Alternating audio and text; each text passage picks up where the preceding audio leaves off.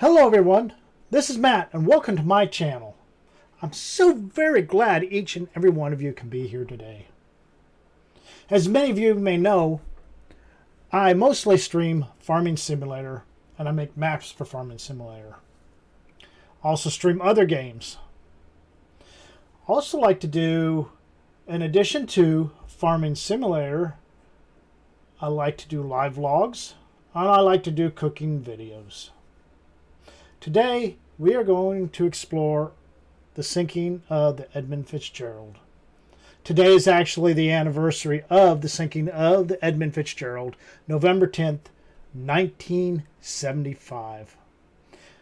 The Edmund Fitzgerald sank in a storm on Lake Superior, and 29 sailors lost their lives. The reason this particular vessel piques my interest, not only because of the lore of the sinking, but because my grandfather sailed on the Great Lakes on a vessel like this. My grandfather sailed on many vessels on the Great Lakes. He worked for many different companies. Sailors have a tough job in all sorts of weather, from the hot to the extreme cold and temperatures.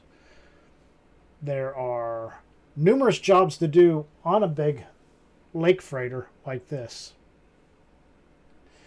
Stay tuned and we're going to explore a little bit about the history of the Edmund Fitzgerald and pay tribute to the 29 sailors that lost their lives and all the other sailors who have lost their lives on the Great Lakes.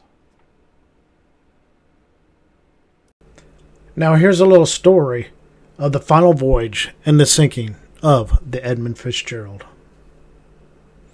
It was a sunny day in Superior, Wisconsin on November 9th, 1975, and under the leadership of Captain Ernest M. McSorley, the Edmund Fitzgerald departed from Superior, Wisconsin at 2:15 p.m. with 26,116 tons of taconite, headed for Detroit, Michigan.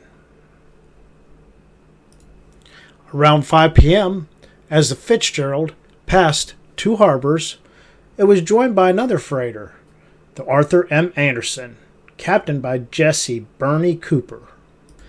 The National Weather Service was issuing gale warnings for that part of Lake Superior.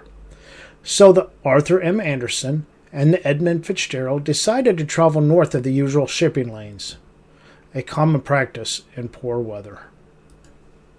By the early morning of November 10th, the previously issued gale warnings were upgraded to storm warnings for all of Lake Superior as the two ships passed Caribou Island, located on the eastern portion of the Lake Superior. Captain Bernie Cooper noted how close the Fitz came to a nearby shoal at 3:15 p.m.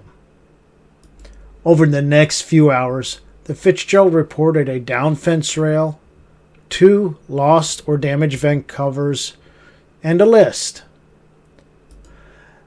Additionally, the Fitzgerald also reported that its radar system was down. At 7:10 p.m., the first mate of the Anderson, Morgan Clark, radioed the Fitzgerald to provide navigational points and ask how the ship was doing. Captain McSorley reported, "We are holding our own." This was the last communication that anyone has ever heard of the Fitzgerald.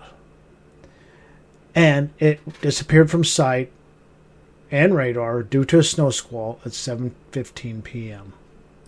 Between 7:25 and 8:25 p.m., Captain Cooper contacted other ships and the Coast Guard to ask if they could see the Fitz on their radar.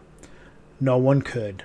The Coast Guard listed the Edmund Fitzgerald and its 29 men missing shortly after. All that was found during preliminary searches for the vessel was debris. A search ensued, and a few days later, on November 14, 1975, an anti-subplane detected an object 530 feet below Lake Superior surface, 17 miles from Whitefish Point. That object was confirmed to be the Edmund Fitzgerald. Now, there are many theories on why the the Fitzgerald sunk. One theory was the cargo hold had flooded due to faulty hatch covers. But that theory was debunked. It was determined that the Fitzgerald probably struck the shoal over by Caribou Island, causing significant underside damage, which allowed water intrusion and causing her to sink.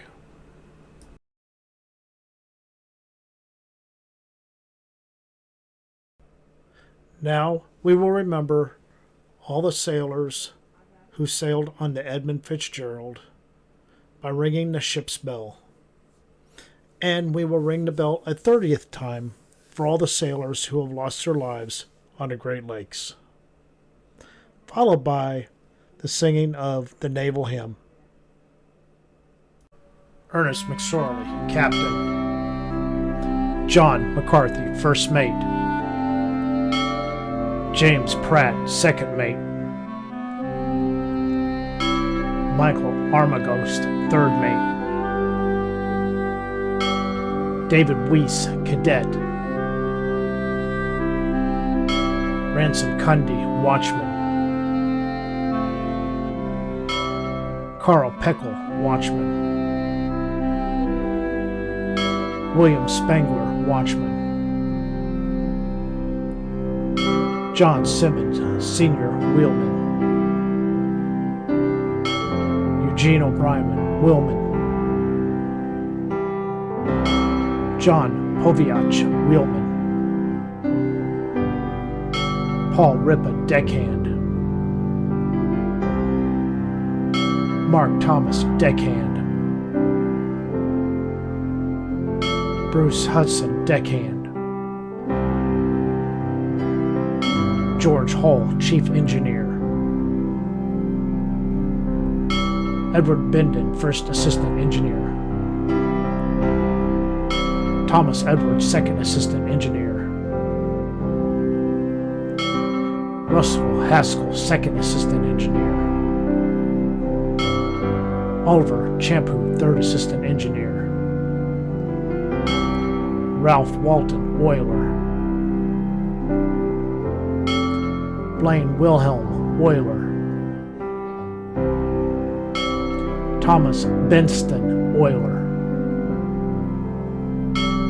Gordon McClellan, Wiper.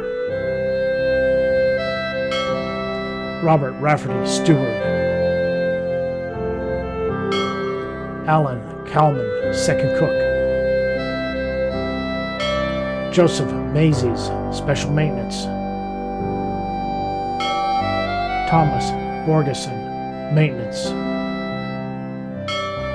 Freddie Beecher, Porter. Nolan Church, Porter. And for all those who lost their lives on the Great Lakes.